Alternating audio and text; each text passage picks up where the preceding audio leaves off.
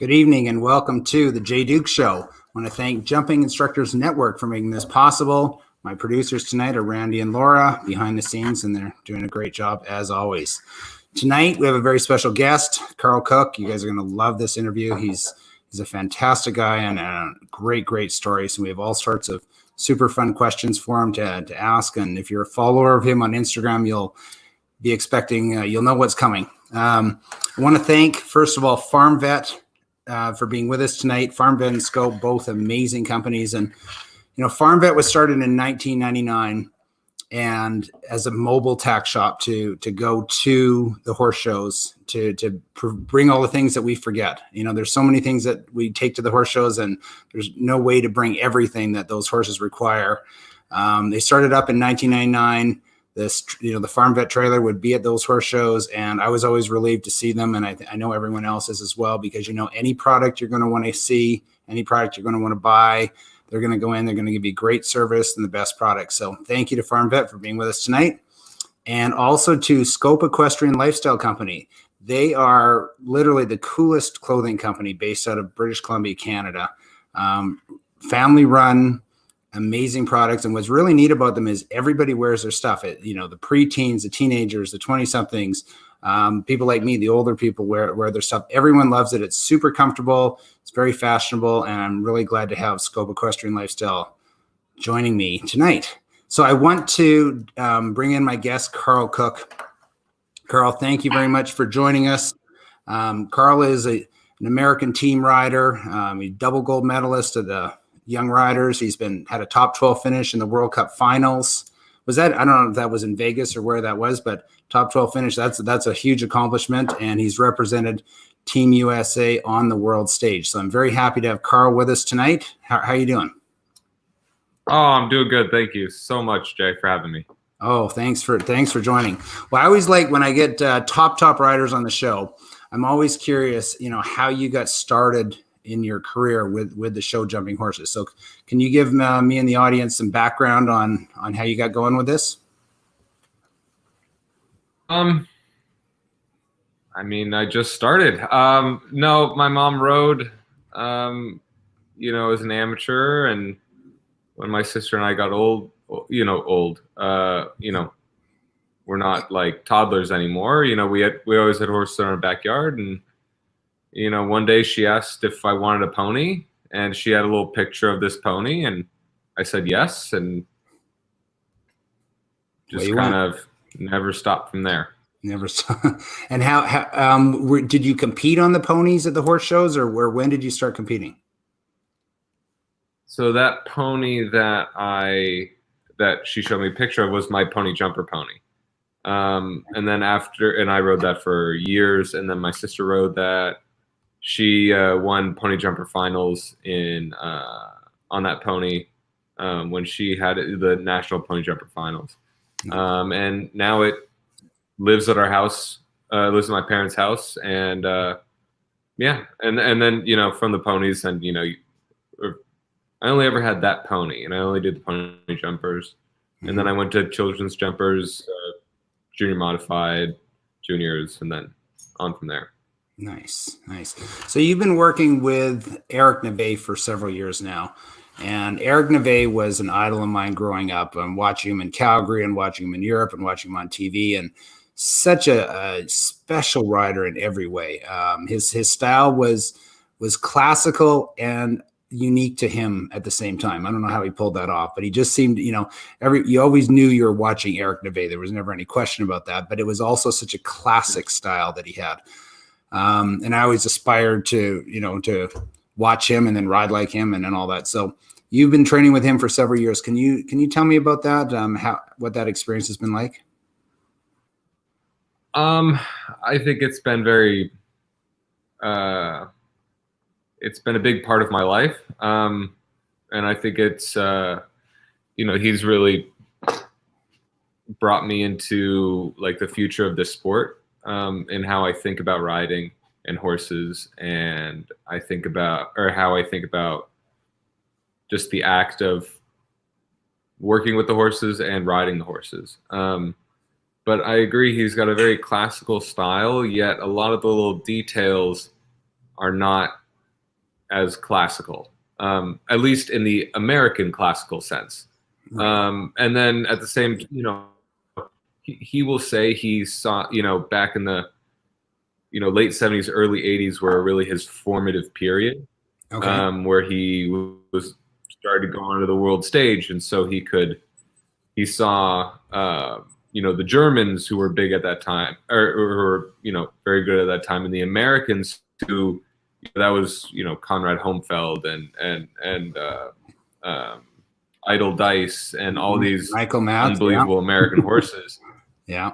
Michael Matz, exactly. So he could see the German style, which is not the old school American style, but he could see the American style as well. And he'll say that he tried to combine the good parts of both. Right. Yeah. Yeah. Yeah, and he did exactly that. Now, can you share with us? Is there like when you say he's got some unique perspectives and such? Is there like something that stands out as like a tip with his horsemanship skills or something along those lines? There's no, people always look for a silver bullet or those secrets. That's that key that if I just do this one little thing that I didn't do before, then all my problems are solved. It's not really how it works. Right. But, the way I say it is, I went, I took a couple clinics when I was a junior and young adult.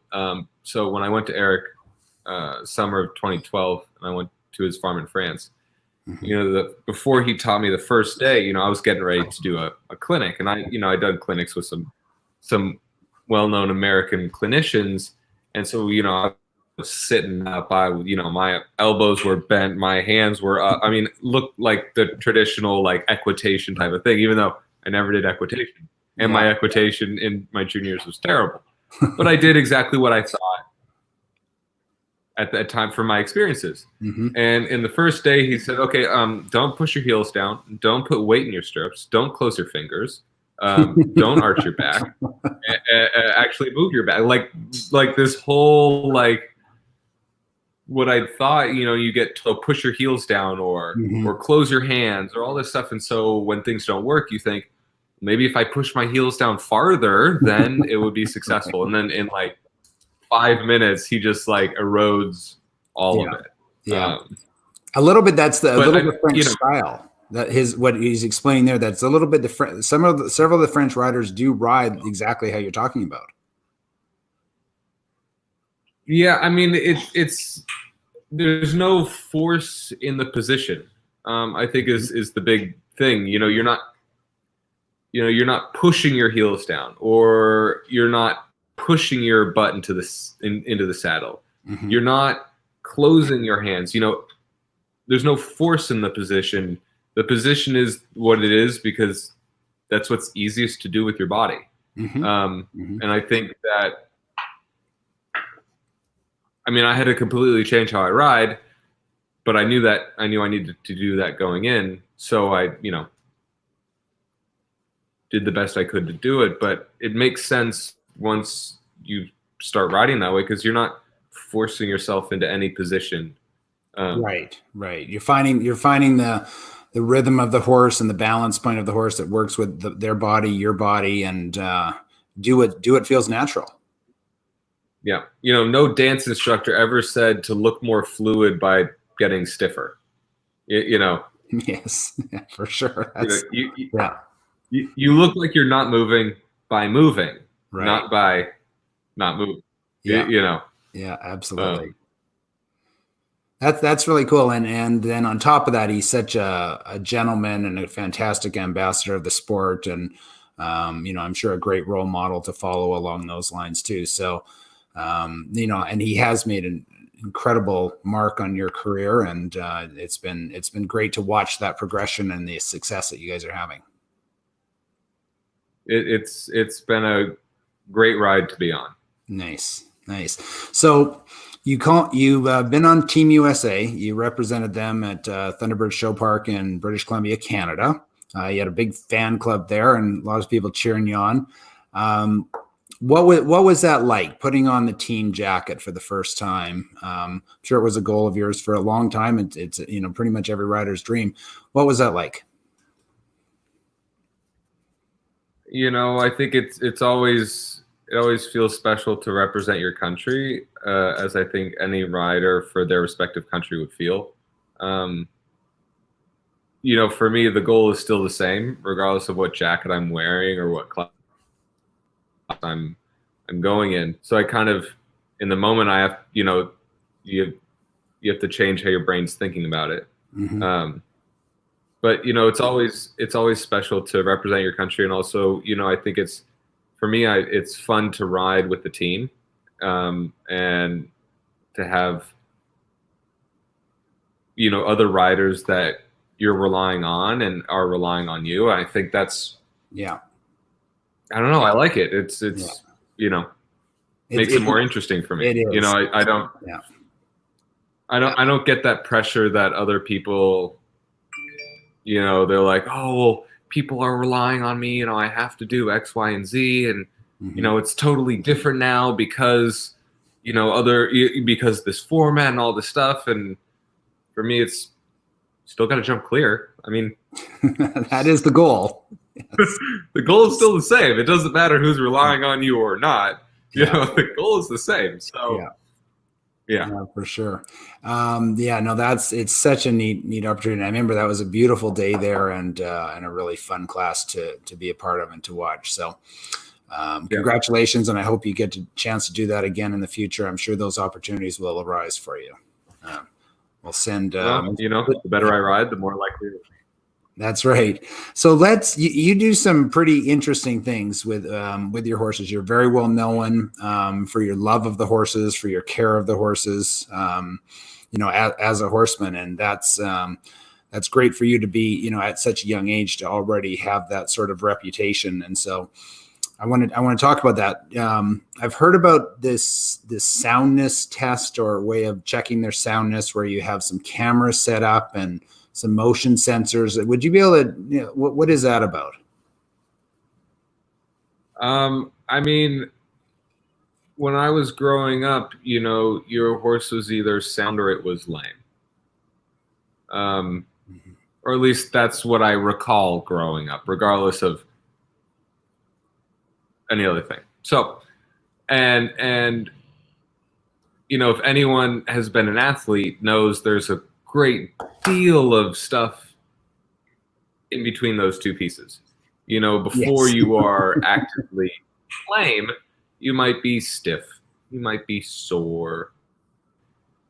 Certain movements might not feel great, while other movements feel okay. And it kind of evolved around the people that I had around me, both Eric and my vet Philippe, who we work very closely with. With the goal, it's so hard to find the horses, and they're expensive, and regardless of what's expensive to you, a horse is still expensive, and so it was about maintaining the horses for a longer period of time. So if you found a good horse, you could show that horse for many more years, and at the same time, could we make them jump higher, faster? Could we, could we make them not only have a longer career, but could we make them last longer? And not just like a fluke longer, one horse out of every, so many lasts till it's, 18 or beyond, but like predictably, horses just predictably, you can make them last longer. So that spawned then seeing things that you can't see, because the idea being the sooner you can see it, the less of a issue it is, and the less of a chance it becomes an issue, and the better care you can give the horses. The more preventative, is best, when you can get to those before it becomes an injury. So how does your program? What did you come up with to try to help them with that? It's a lot of it is just paying attention to stuff we already see. This horse changing leads right to left is more difficult than left to right. my horse drifts to the left or to the right. I always land on this lead or not, or that lead. My horse bows in or out, or its butt is to the left or to the right more often, or the saddle's tilted one direction or another, or the neck is stiff to the left or to the right. It's all these little things. And then not only, when the horse jogs, is it lame or is it sound, but how is the horse moving? Is it landing on the inside toe, outside wall? Is the path of the foot doing this or this? Is it hopping or scooting? Is the toe dragging or not dragging? These tiny little things, mean something. And so looking at those and focusing on those, and then that's just the basic human eye stuff. And then, we're working on stuff to try and quantify that so that we can track it over time. Nice. That's the fun stuff. I wish I had that program like that. I had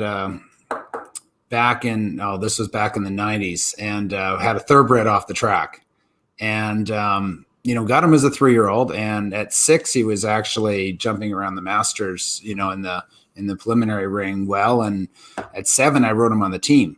So he was a really good horse, but if you were on the right lead, it was a gimme. Didn't matter, vertical, oxer, angle, distance, it made no difference. You're on the right lead, that jump was a gimme. You're on the left lead, you had to do every single thing you could to make sure you left that jump up and clean. So there's, obviously that's an extreme measure, with horses. And he was a sound horse and very healthy, but what you're saying there, the better you can get them to notice those little things, and then you can help them, whether that be through therapeutic or whether that be through training or whatever means there are. Again, I could see you literally having horses last not just months, but years longer with that sort of work, especially when they're younger. Yeah. And there's it's not just noticing how they're feeling, but the first step in everything that I try to do is consistency. So if I get a new horse, I want to feel consistent. Now that might be consistently bad, and I don't feel good riding the horse, but I need some form of consistency. So then when I make a change, I could say, is it better? Is it worse? Or how is it different? And then I can, proceed methodically from there. And, it makes sense to me. But it's something that's hard mentally to do. I mean, you have to discipline yourself, and, it's easy to say, oh, this horse, he's just that way. He's just, he's just that way. Sure, he might just be that way, but he also has this problem, which you could make better. Right. And the sooner you see things, the less you might deal with it with a therapy and not with a needle.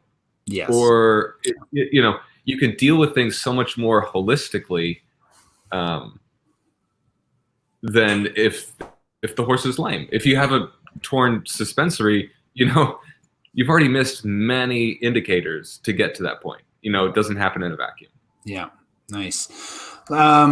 You have a custom-made pair of riding goggles that you use sometimes in the warm ring. I don't know if you train with them at home as well.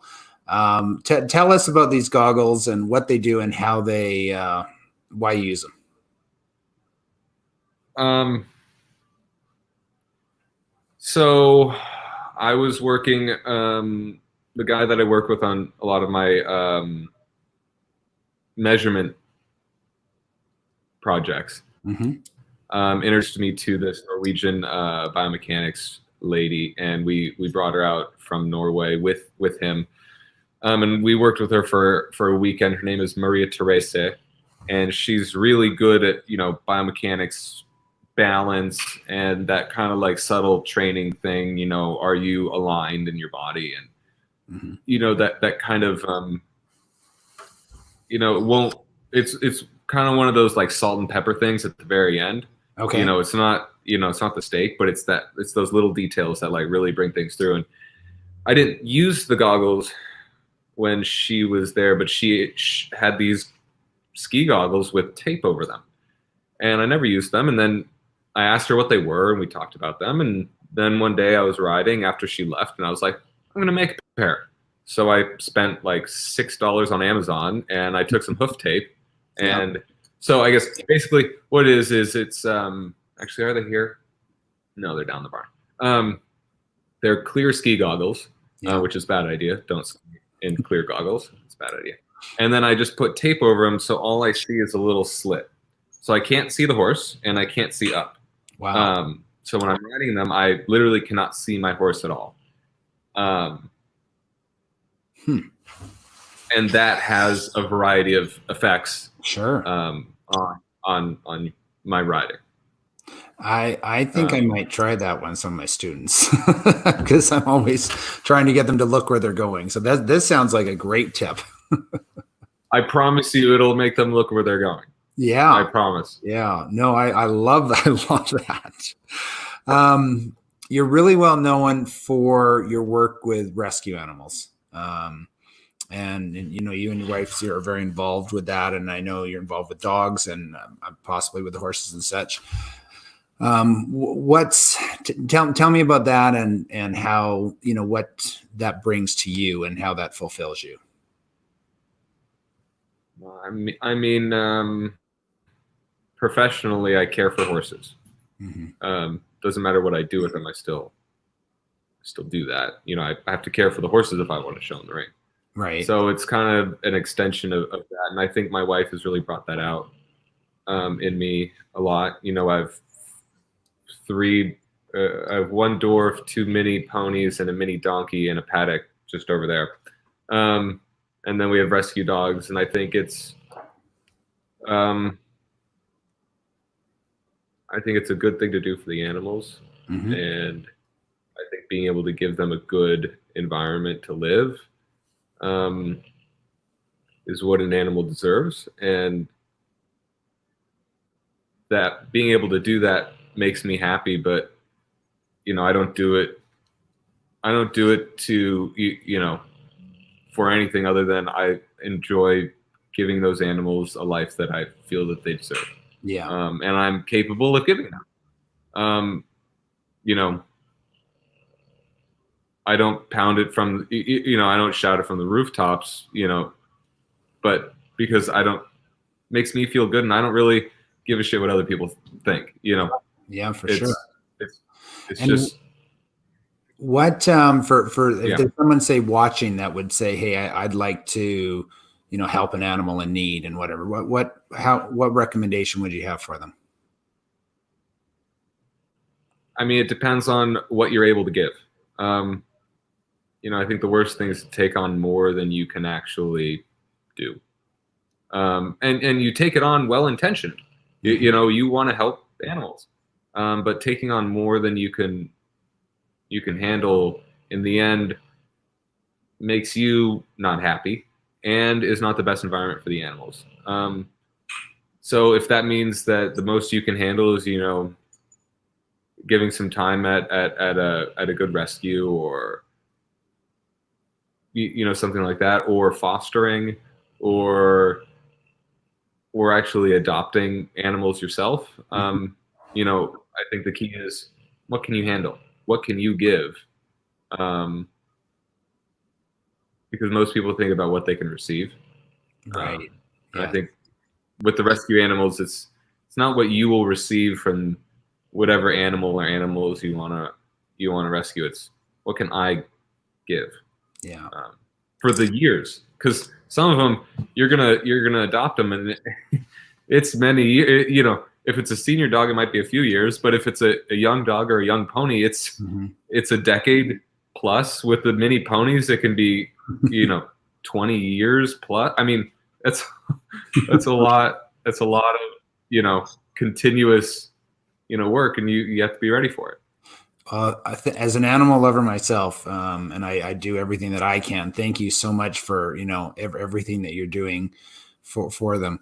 Instagram. You have a good Instagram following. You have great numbers. In fact, I think I looked it up. It's over 400,000 followers on Instagram.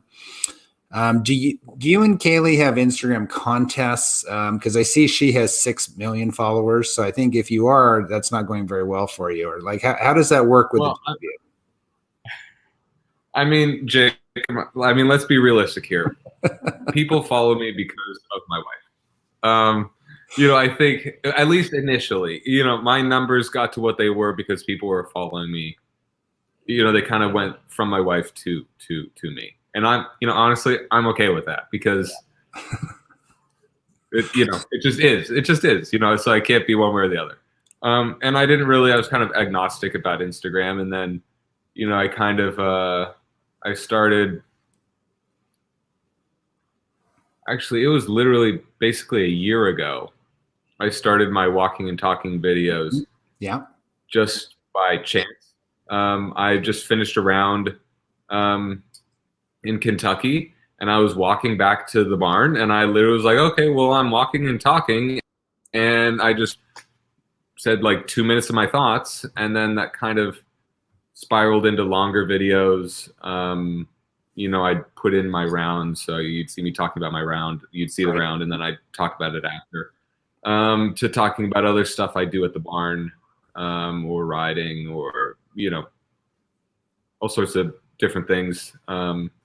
And I like to think some people now follow me because of those, but they do. Honestly, I don't know how many the 400,000, walking, but I know of at least 4 people that follow you because of the walk and talk thing. And only because I think I get a lot of views.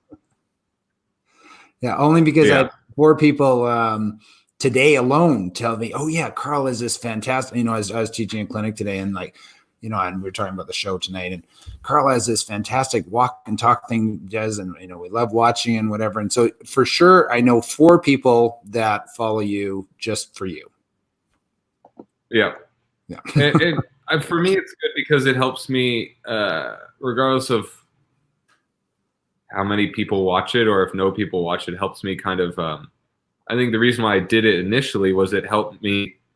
You have a round, and you have your feelings about how that round went, but actually having to put like audible words to it, actually have to say how you feel, kind of helps, at least in that moment, and from then it helped me kind of process my round, or if I'm talking about how I fit my saddles or my reins, or any of the other details, it helps me on my own kind of formulate my thoughts for myself.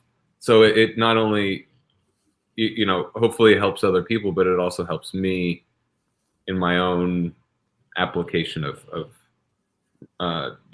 managing my horses and riding them. And you've talked quite a bit about attention to detail, and I think that's a common theme among top successful athletes in all sports. Is that attention to detail, and realizing what you need to work on and what can be improved, and also what you're doing well, and continuing that success. So that is interesting to hear, and I think that seems to go across many parts of your life. Is those details, and that's a big part of your success. What's next for you? Obviously, competition wise, this year has been disrupted and challenging. With your show jumping, what's the next step for Karl Cook? I know a bunch of people are starting showing already, and Michigan and Kentucky and Tryon, that sort of thing. I didn't want to rush back because I felt like it had been so much time since we've shown that I wanted to make sure I didn't rush back. There's not I wish there were better words, but I didn't want to rush back. So I'm going to show here in Southern California in 2 weeks.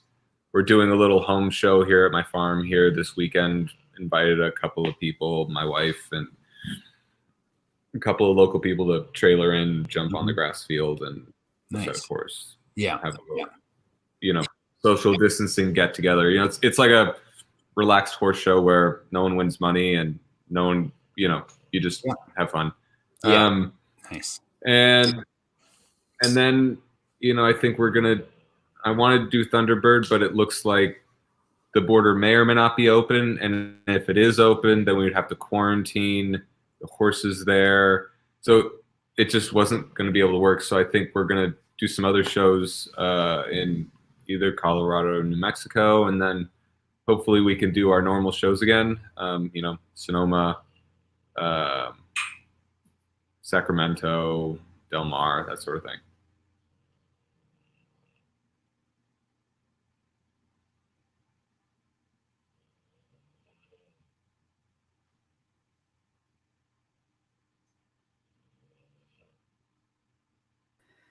Hi there, Karl. Looks like Jay kind of zoned out on us there. I think maybe his feed got frozen. So could you tell us? Could you tell us, Karl? Do you have a website where we can have people go to take a look to see what's going on at your place? I've wanted, eventually I'll do something like that. Right now, the only website really is my our breeding website for the stallions. Okay. But I don't really have a website for here in San Diego. Okay, so they can go to see what's going on with you at on your Instagram, I guess, right? Yes, Instagram is the best place. Perfect. Okay, we got Jay back for you. Hi, sorry about that, guys. You got kicked out. I did. I got kicked out. Up there. Chinook is coming in. Well, Laura, thank you so much for filling in. I appreciate I'm prepared for that. Okay. Yeah. Well, it happens, and it is broadcasting in 2020. You just things happen, and you just go with the flow. That's our lesson. That's our worldwide lesson for all humanity this year. I think that's the motto of 2020 is go with the flow. Yeah. No, absolutely. Yeah. Okay.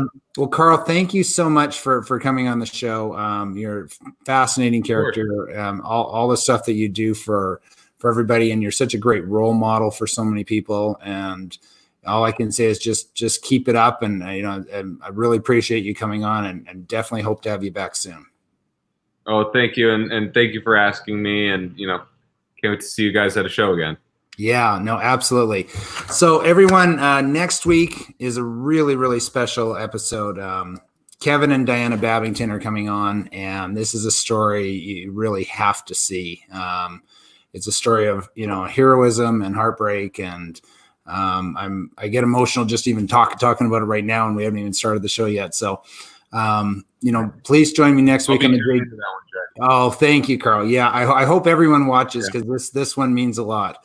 And I want to thank Scope Equestrian Lifestyle Company for being with us tonight. They were so excited to have Karl Cook on the show. They said, look, they're a small company, so they can only sponsor one show, and they said, we want Karl. So thank you so much for being here, Scope Equestrian. Farm Vet, just literally the best company, and we talk so much about the care of the horses. Farm Vet has so many fantastic products for the horses. I know they work with Karl as well. It's the best place to look after those wonderful animals. So check out farmvet.com and keep caring for them. That's it for tonight. Thank you so much. As always, ride safely and respect the horse. Good night.